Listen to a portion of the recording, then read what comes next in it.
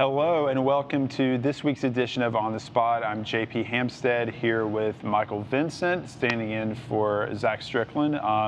Here to talk about another exciting week in freight markets, everything from the truckload spot market to the capacity situation nationwide to what's happening on the ocean.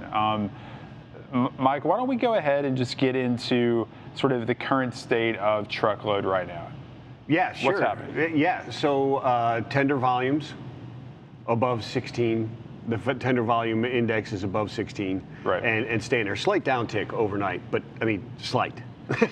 Yeah, so it's still we're still like stable. highly we're stable at very high absolute numbers in terms of tendered requests for trucking capacity. We absolutely are, and obviously tender rejections remain quite elevated as well. Yeah, so the national average tender rejection rate is at 25.62% right now. And that basically means that 1 out of every 4 loads being tendered by shippers to typically large asset-based carriers, but they're also like 3PLs and things like that, are being rejected. Yeah, absolutely right. And here's one of the interesting things about that is it's 25.62. That's overall. That's all modes. Right? Yeah. But it's the only reason it's not higher is because flatbed is only at 8.8.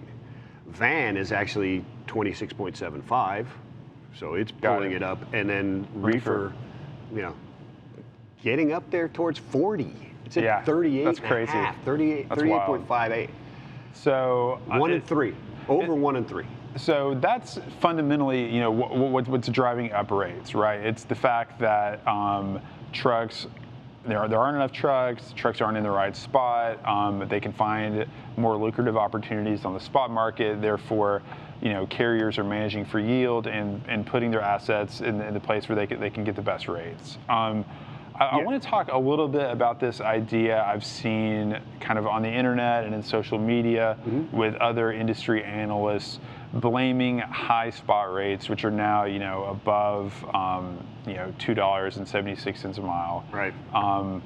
They're blaming high spot rates on imbalanced carrier networks. They're kind of suggesting that we're still in a temporary, bubble that's caused by unpredictable demand, that it's just that there are plenty of trucks, but maybe the trucks just aren't in the right spot, and that's what's driving up rates. Our view is a lot different, right? Our view is that there are fundamental constraints on capacity. There is excessive demand driven by changes in consumer behavior in the pandemic, and these fundamental drivers are what's contributing to high rates. Can you help us understand, what's the best argument for why the market isn't being driven by like a temporary network imbalance? Yeah, it's interesting because I think that argument is kind of a hangover from what happened earlier in the year when things spiked back on. Yes, yeah, absolutely. When things definitely fragmentation was hurting it or was causing a lot of the imbalance and capacity being in inefficient areas, if you will, right? Irregular routing was high as people, changed what they were producing and consumer behavior was changing rapidly.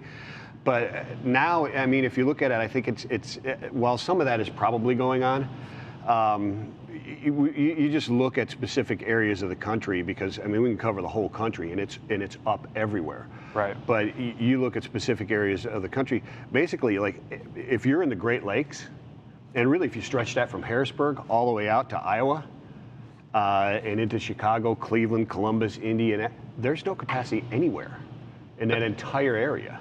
Right. That's one of the things that I noticed this morning when I was looking at the data is that the Northeast has loosened up a lot, right? Yes. Harrisburg is at 30% tender rejections, but that tightness really goes across that whole region. It does. What are some of the markets? So here's some of the numbers. Let's just take it. I mean, if you're in Allentown, let's just even go a step further east. If you're in Allentown, you're at 30% rejection.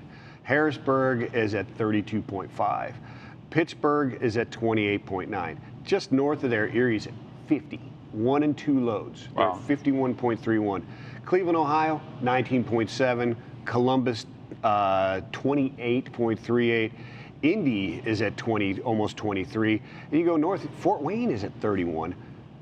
Grand Rapids, Western Michigan, 20. And then you get into Gary, Indiana is at 20. And then you get into Joliet, 19. Chicago, 19.1. Rock Island at 25. Milwaukee's at 17.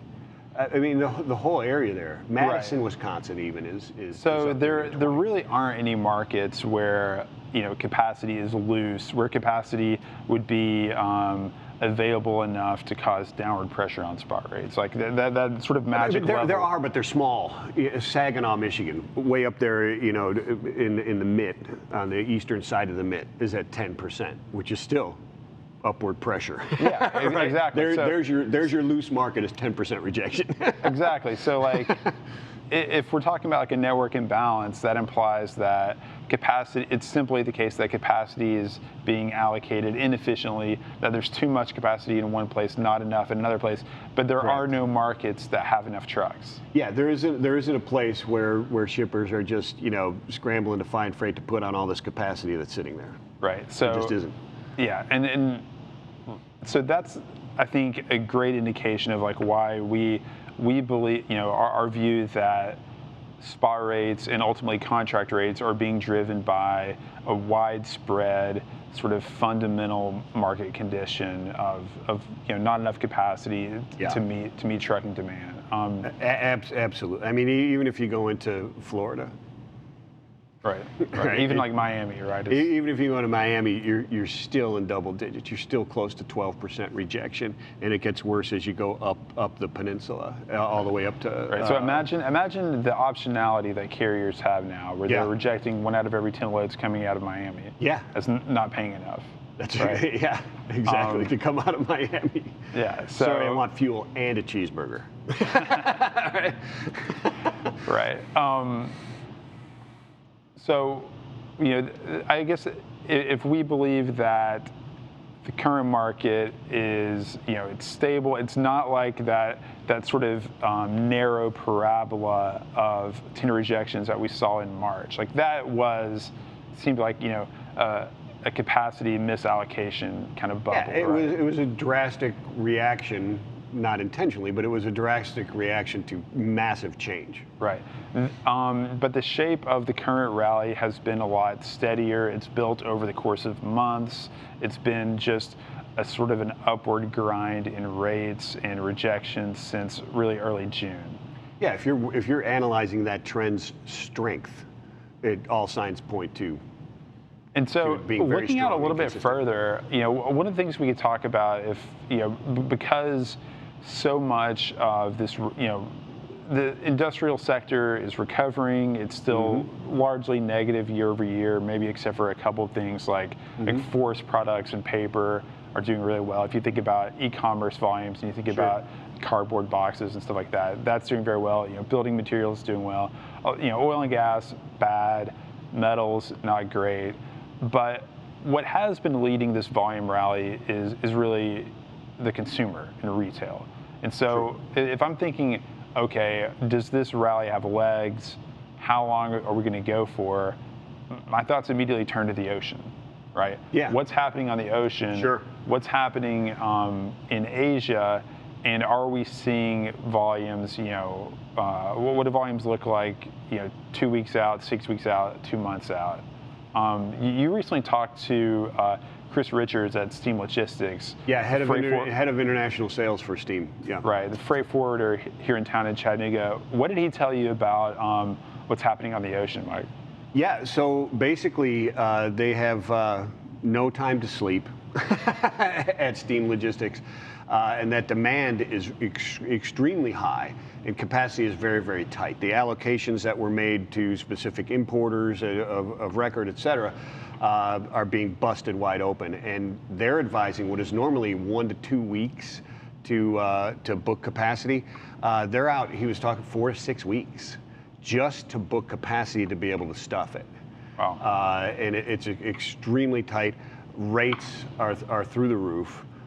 He doesn't expect it. It doesn't look to him and feel to him that things are going to relax anytime soon through the fourth quarter, and then we'll see what happens with the first quarter in Chinese New Year. Right? So right now he's talking. So customers who have new demand or demand that they haven't contracted with steam with, who are coming to him, they're really the soonest they can find slots is really kind of like mid-October. Yeah. Like so, we're pretty much like if you're trying to get something into the U.S. for peak, like now's the you time. Need to do it basically, now. it's yeah, sure, because you've got 4 to 6 weeks lead time, right? So there's a month and a half. Wow. And then you got to stuff it. You got to get it to the ocean and over here, right? So you're 2.5 months out from getting anything landed in the U.S. And he still Steam is saying that volume, sort of eastbound on the Transpacific, is still quite strong. Yeah, quite strong. Yeah, absolutely. And if you look in our ocean dashboard, right, the 7.0 release, right, which shows you bookings 7 days out. Not only is China specifically, I mean, all imports actually are still showing higher trends than last year. There is a little bit of a softening, but specifically China, east to the United States, just tremendous up over the next 7 days, even for import shipments and overall TEUs. I think my sense is that this surge in imports, this import bump, is going to affect truckload more strongly, perhaps, than in previous years. And I'll tell you why. It's because intermodal is such a mess right now on the West Coast. True. Intermodal is no longer functioning as the safety valve for truckload that it once did. Union Pacific and BNSF have cut so much power, so many crews out of their networks that they're struggling to service their core contracted freight. They can't handle any more volumes. I mean, you look at the surcharges that they're imposing on boxes out of California. Yeah. It was $3,500, now it's $5,000. Shippers are still giving them freight that they don't want. I think that, maybe in the past where the rule of thumb was that 75% of all the boxes that hit the West Coast go on a train, 1/4 goes onto a truck. That's going to flip here. It's probably already flipped. Yeah. But any incremental extra demand off the ocean is going to affect truckload more than in years past. Yeah, I would agree with you. I mean, we're already seeing that happen, right? And I think that will definitely that trend will stay, right? And I think it started with intermodal kind of and rail kind of. It was mostly dead, right? Yeah. And then it started coming back, but they've cut back so far they can't keep up with the surge in demand, and it's much more difficult to flex capacity on rail than it is trucks. For sure. Right? Right. And plus the speed to market that the importers needed, that shippers needed, was they were just skipping the rail anyways and going right through it, which exacerbated the problem. And right now you've got this scramble to fill inventories as well. So it sounds like we're locked in a pretty strong inflationary market for rates. I know, I talked to a lot of 3PLs.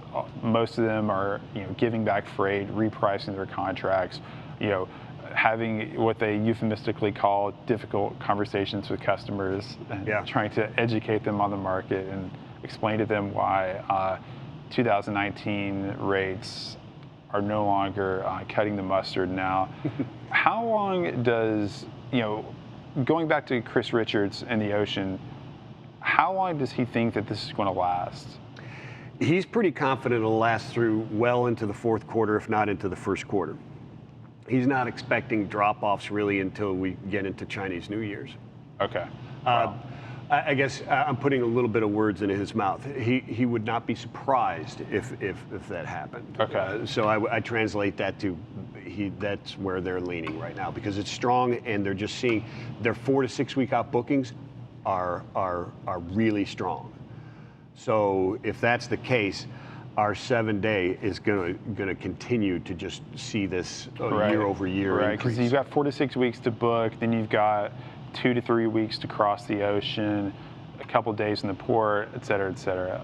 Well, I think that's really great intelligence from the ocean side. I think it confirms our view that this market is going to continue strengthening for the foreseeable future. That does it for this week. tune into FreightWaves.com for all of your news and information about freight markets. And we will see you for On the Spot next Friday.